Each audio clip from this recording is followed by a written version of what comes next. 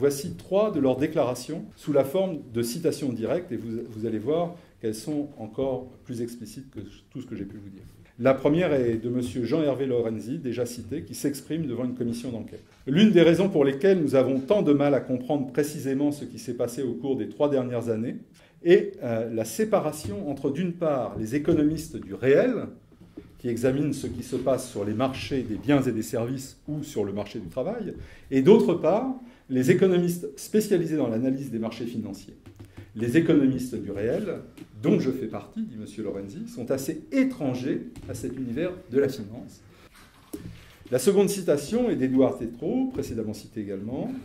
Les banques, et c'est moi qui rajoute le mot parce que la phrase est plus longue, alors la citation démarre maintenant, ont argué d'un besoin vital pour l'économie d'assurer la liquidité sur les marchés pour obtenir un plan de sauvetage aux États-Unis et en Europe. Mais au lieu d'allouer cette masse de liquidité à l'économie réelle, elles se sont empressées de la diriger vers des activités spéculatives.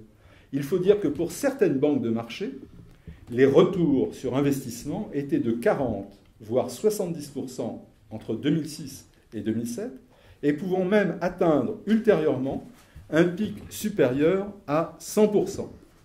À part le trafic de drogue, aucune autre activité n'offre de tels rendements. Où va cette liquidité ? Point d'interrogation. L'injecter dans l'économie réelle, ajoute M. Tétrault, n'intéresse plus les banques, car les marges ne sont plus attractives à côté de celles des hedge funds ou des activités, ce qu'on appelle à fort effet de levier, comme les LBO, etc. Et je vais terminer par la citation de Jean-Pierre Jouyet. Historiquement, donc, dont je rappelle qu'il est le président de l'autorité des marchés financiers, c'est-à-dire le gendarme de la bourse qui, de façon institutionnelle, a succédé à ce qu'on appelait avant la COB. Et historiquement, dit-il, tourné vers les marchés actions, la régulation des marchés financiers a tardé à tirer les conclusions de l'explosion des encours de produits dérivés. Fermez le banc. Alors ne croyez pas que je fais une fixette sur la finance.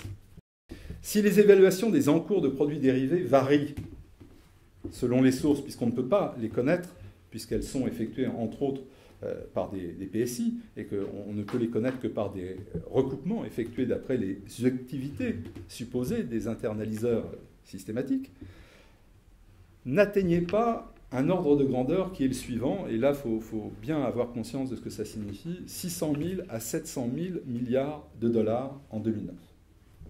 Alors cet ordre de grandeur est tout simplement démesuré par rapport au PIB mondial. Il en représente environ, puisqu'on est dans l'estimation, le décuple.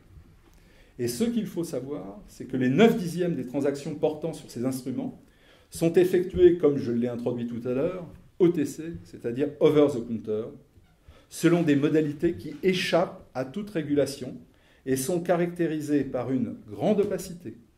C'est la situation actuelle. Et donc, méconnaître l'ampleur du phénomène financier revient, et c'est tout l'objet, en fait, de ce dont je vous parle, à se priver de tout espoir de raisonner juste au plan économique, y compris dans l'économie dite réelle.